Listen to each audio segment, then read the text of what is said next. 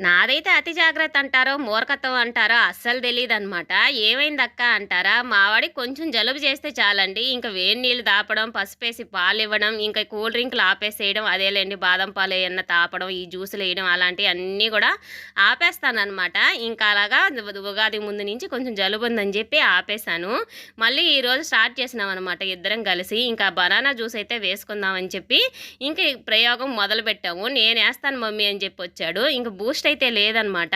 సర్లే biscuits ఏసుకుందాం mummy అని చెప్పి ఇంక బిస్కెట్స్ అయితే వేసేసాడు. ఇంక చక్కగా ఇంకా ఈ జ్యూస్ అయితే వేసేస్తున్నామనమాట. పాపం మా వారేమో డ్యూటీలో ఉన్నారు. ఇలా తాగేటప్పుడు ఆయనైతే గుర్తొస్తాడనమాట. అయ్యో! మేమేమో చక్కగా ఇంట్లో కూర్చొని జ్యూసులయి తాగుతా ఉంటాము. ఆయనేమో డ్యూటీలో ఉన్నాడు. తాగిండో, తినిండో లేదనేది ఆలోచిస్తా ఉంటామనమాట. ఇంక చక్కగా ఏసిచ్చినాను గదా! అక్కడ టీవీలో ఏందో ఆరిపోతుందని జెప్పి ఇంక గుటుక్కున ఒక గుక్క తాగి బాగానే ఉంది మమ్మీ అని జెప్పి ఇంక చకచకా టీవీ దగ్గరికైతే వెళ్ళిపోయాడనమాట మా లడ్డుగాడు. నేను గూడా ఒక గ్లాస్ నిండుగా పోసుకొని తాగినానండి. తాగంగానే కడుపులో చల్లగా అయిపోయింది.